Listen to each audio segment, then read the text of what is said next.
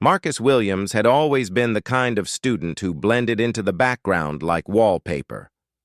At 17 years old, he walked through the halls of Riverside High School with his head down, books clutched tightly to his chest, and earbuds permanently attached to his ears. His thick glasses sat crooked on his nose, held together with tape from a mishap during gym class 3 months ago. The other students barely acknowledged his existence, and Marcus had grown comfortable with being invisible. Every morning, Marcus arrived at school 30 minutes early. Not because he was eager to start the day, but because the library was the only place where he felt safe from the chaos that followed. He would sit in the same corner table, surrounded by stacks of books about military history, aircraft engineering, and biographies of war heroes. Mrs. Henderson, the elderly librarian, had become his unofficial guardian, always saving new military books for him and occasionally bringing him homemade cookies. Marcus lived with his grandmother, Elena Williams, in a small apartment on the outskirts of town.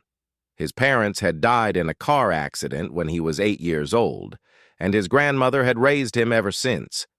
Elena worked 2 jobs to make ends meet, cleaning offices at night and serving lunch at the local diner during the day. Despite their financial struggles, she never complained.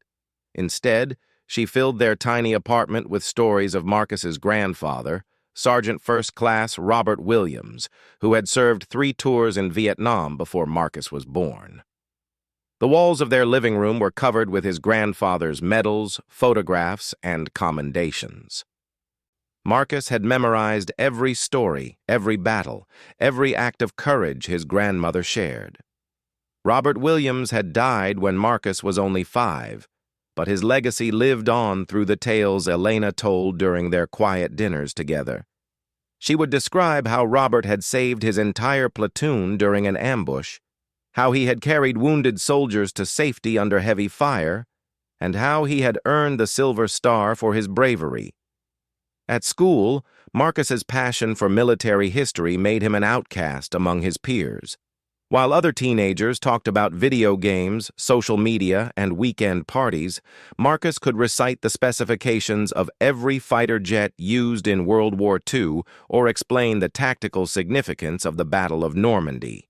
His teachers appreciated his knowledge, but his classmates found him weird and boring. During lunch, he sat alone, reading dog-eared paperbacks about famous battles while listening to the sounds of laughter and conversation from tables he was never invited to join. The bullying wasn't violent, but it was constant and cruel. Jake Morrison and his group of friends had turned tormenting Marcus into a daily ritual. They would knock books out of his hands in the hallway, call him names like History Nerd and Ghost Boy, and make jokes about his old, patched-up clothes. Marcus never fought back. He had learned long ago that responding only made things worse. Instead, he would pick up his scattered papers, adjust his broken glasses, and continue walking as if nothing had happened. His English teacher, Mr. Patterson, had noticed Marcus's isolation and tried several times to include him in group projects and class discussions. Marcus was brilliant when it came to analyzing literature, especially war stories and historical fiction, but he struggled with the social aspects of school life. Mr. Patterson often stayed after class to talk with Marcus, encouraging him to join the debate team or the history club, but Marcus always politely declined. He preferred the safety of solitude to the risk of more rejection. The guidance counselor, Ms. Rodriguez, had also taken an interest in Marcus's well-being. She would call him into her office once a month to check on his grades and emotional state. Marcus's academic performance was exceptional. He maintained a 4.0 GPA and was on track to graduate as valedictorian, but his social development concerned her. She had suggested he see the school psychologist, but Marcus insisted he was fine. He had become an expert at hiding his loneliness behind polite smiles and academic achievements. At home, Marcus spent his evenings helping his grandmother with household chores and studying at the small desk in his bedroom. The walls were covered with maps of famous battlefields, timelines of major conflicts, and photographs of military aircraft. His most prized possession was his grandfather's Purple Heart, which Elena had given him on his 16th birthday. He would hold it while doing homework, imagining what it would have been like to serve alongside such a brave man. Elena worried about her grandson's social isolation, but she also understood his deep connection to his family's military heritage.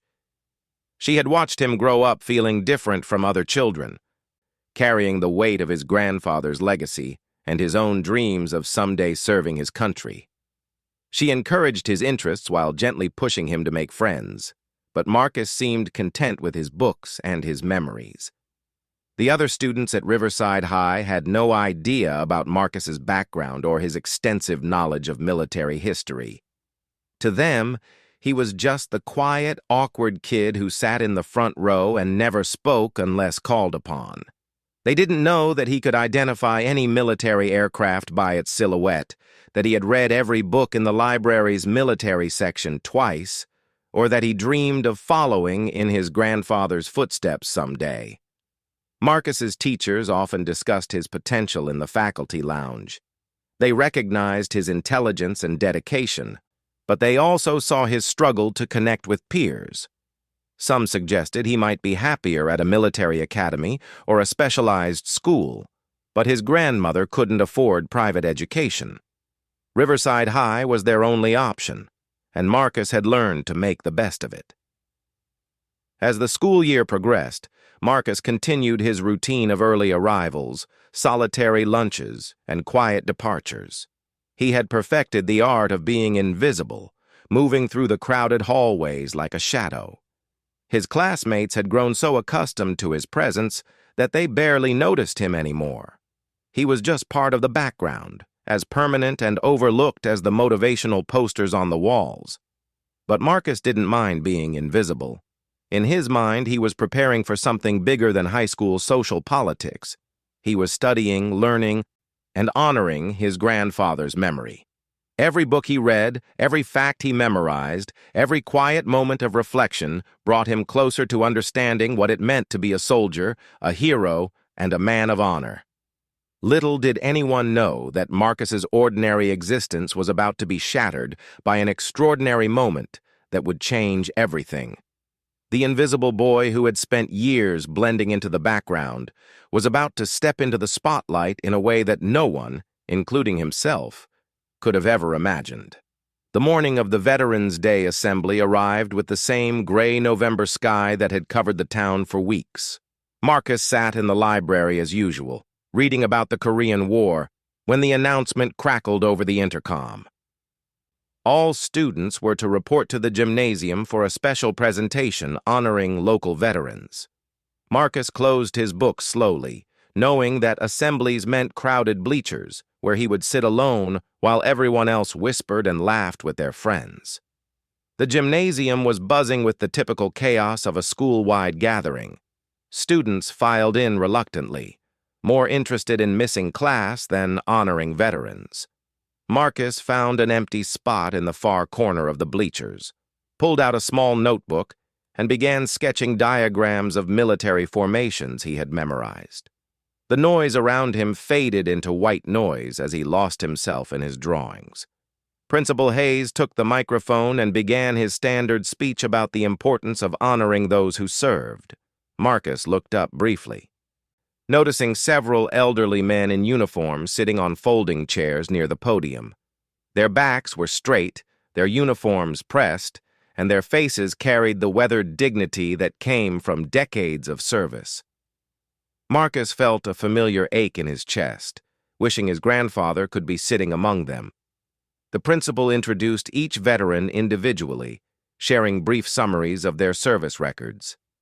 There was Mr. Thompson from the hardware store who had served in the Navy during the Gulf War, Mrs. Patterson's husband, a former Army medic who had served in Afghanistan, several other local residents who had answered their country's call in various conflicts. Each man and woman stood when their name was called, receiving polite applause from the student body. Then Principal Hayes paused, consulting his notes with a puzzled expression. "We have one more special guest today," he said, his voice carrying a note of excitement. Please welcome General Patricia Martinez, who is currently visiting our area as part of a military recruitment tour." The gymnasium fell silent as a woman in an immaculate army dress uniform walked to the center of the room. She was tall and confident, with silver hair pulled back in a perfect bun and ribbons covering the left side of her jacket. Her presence commanded immediate respect, and even the most disinterested students sat up straighter. Marcus had never seen so many military decorations in person, and he found himself studying each ribbon and medal, identifying them from his extensive reading. General Martinez began speaking about the values of service, sacrifice, and dedication to country. Her voice was clear and strong, carrying easily through the large room. She talked about the young men and women who chose to serve, who put their lives on the line for the freedoms that everyone took for granted. Marcus hung on every word, feeling the same stirring in his chest that he experienced when his grandmother told stories about his grandfather. As the general continued her speech, her eyes began scanning the crowd. She talked about the importance of remembering those who came before, about honoring the legacy of previous generations of warriors. "Sometimes," she said, "the greatest heroes are the ones we never hear about, the quiet professionals who did their duty without seeking recognition or glory." Marcus was completely absorbed in the presentation, his notebook forgotten in his lap. For the first time in months, he felt truly engaged with something happening at school.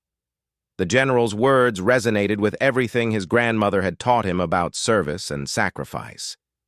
He imagined his grandfather sitting in similar assemblies, inspiring young people to consider their own call to service. Suddenly, General Martinez stopped speaking mid-sentence. Her gaze had locked onto something in the crowd, and she was staring directly at Marcus's section of the bleachers. The silence stretched uncomfortably as she remained motionless, her eyes fixed on a point in the upper corner where Marcus sat alone. Students began turning in their seats, trying to figure out what had caught the general's attention. Marcus felt the weight of her stare but assumed she was looking at someone behind him. He started to turn around to see who had captured her interest when something extraordinary happened. General Martinez stepped away from the podium and began walking directly toward his section of the bleachers. Her pace was measured and deliberate, her expression serious and focused. The entire gymnasium watched in stunned silence as this decorated military officer made her way through the crowd of students. Teachers exchanged confused glances. Students whispered nervously to each other. Principal Hayes stood frozen at the podium, clearly unsure of what was happening. The other veterans on stage craned their necks to see where the general was headed. Marcus felt his heart begin to race as he realized the general was definitely walking toward him. Students in the rows below began turning around completely, staring up at him with curious and confused expressions. Jake Morrison and his friends looked back with smirks, probably expecting Marcus to be in trouble for something. But there was nothing mocking about General Martinez's expression. She looked determined, almost emotional. When the general reached Marcus's row, she didn't hesitate. She walked directly to where he sat, stopped in front of him, and looked down at the nervous teenager clutching his notebook. Marcus started to stand, thinking he should move out of her way, but she raised her hand slightly, indicating he should remain seated. The gymnasium was now completely silent, 800 students and dozens of adults watching this unprecedented interaction. "Are you Marcus Williams?" General Martinez asked, her voice gentle but clear enough for the nearby students to hear. Marcus nodded, too shocked to speak. His mouth was dry and his hands were trembling slightly. He had no idea how this important military officer knew his name or why she had singled him out in front of the entire school. He glanced around nervously, seeing hundreds of eyes focused on him, including the cruel stares of the classmates who had tormented him for years. The general reached into her jacket pocket and pulled out a folded piece of paper. "Your grandfather was Sergeant First Class Robert Williams, is that correct?" Again, Marcus could only nod. His throat felt tight, and he was struggling to process what was happening. How could this stranger know about his grandfather? What was on that piece of paper? Why was everyone staring at him like he was some kind of celebrity? General Martinez unfolded the paper slowly, and Marcus could see it was an official military document with several signatures and stamps. The general's expression softened as she read from it. Sergeant First Class Robert Williams, Silver Star recipient, Vietnam veteran, saved the lives of 12 soldiers during the Battle of Cu Chi on March 15, 1968. The words hit Marcus like a physical blow. He had heard this story countless times from his grandmother, but hearing it announced to his entire school by a real general felt surreal. Students around him began murmuring, finally understanding that the weird, quiet kid they had ignored for years had a real hero for a grandfather. But General Martinez wasn't finished. She looked Marcus directly in the eyes and continued reading. Sergeant Williams was posthumously awarded the Distinguished Service Cross for extraordinary heroism during a classified operation in 1969. This award was presented to his family in a private ceremony, but the details of his actions remained classified for national security reasons until last month. Marcus felt the world spinning around him. A Distinguished Service Cross? His grandmother had never mentioned any award beyond the Silver Star. He thought he knew all of his grandfather's stories, all of his accomplishments. But classified operations? Secret heroism that had remained hidden for over 50 years? The general folded the paper and looked at Marcus with an expression of deep respect. Your grandfather saved not just those 12 soldiers at Cu Chi, but an additional 38 men during a rescue operation behind enemy lines. His actions prevented what could have been a massacre, and his courage under fire was witnessed by multiple officers who have now confirmed his extraordinary bravery. The gymnasium remained completely silent, but Marcus could feel the energy in the room shifting. His classmates were no longer looking at him with indifference or mockery. Even Jake Morrison had stopped smirking and was staring with genuine surprise.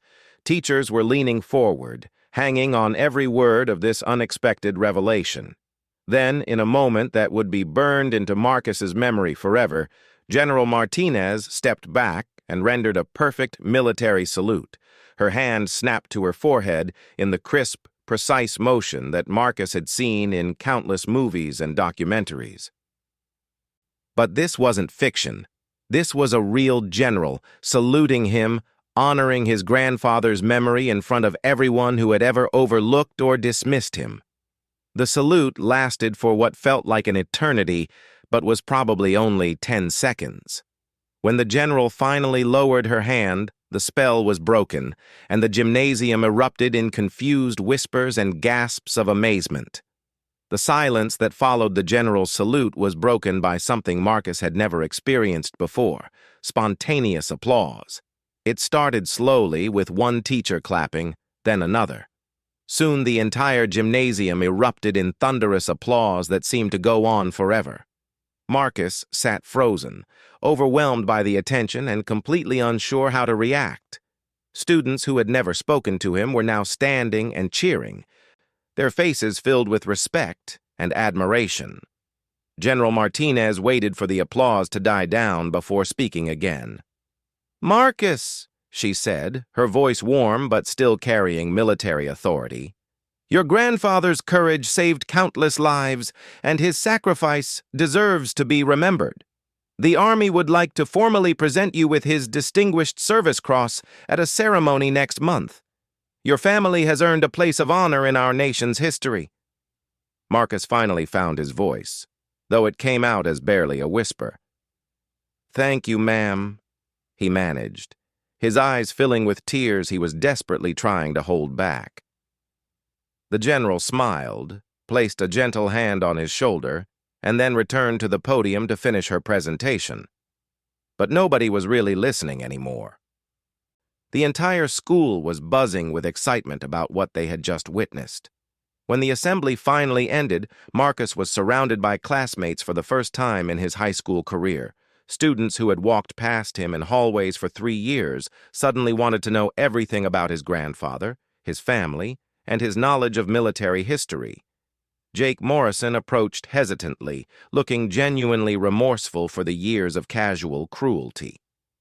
"Hey, Marcus," he said awkwardly. "I had no idea about your grandfather. That's really cool, man. I'm sorry if I was ever a jerk to you." The walk home that afternoon was unlike any Marcus had ever experienced. Instead of the usual solitary journey with his head down, students called out to him from car windows, waved from the sidewalk, and several offered him rides home. Sarah Chen, one of the most popular girls in his grade, actually stopped her car and rolled down the window. "Marcus," she called out, "a bunch of us are going to the diner for milkshakes. Want to come?"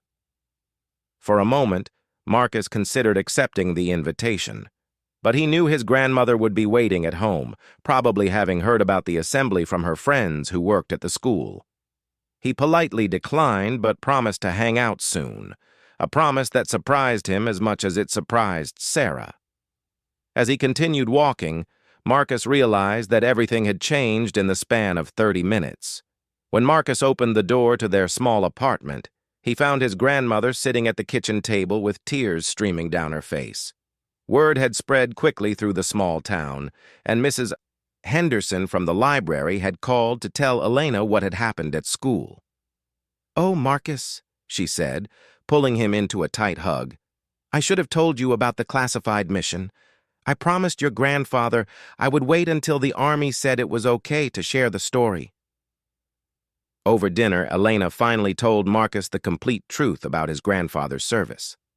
Robert Williams had volunteered for a dangerous rescue mission deep in enemy territory after receiving word that a patrol had been captured by North Vietnamese forces. Against direct orders, he had assembled a small team and infiltrated the enemy camp under cover of darkness. The operation had been successful, but Robert had been severely wounded during the extraction. He spent 4 months recovering in a military hospital and never spoke publicly about the mission.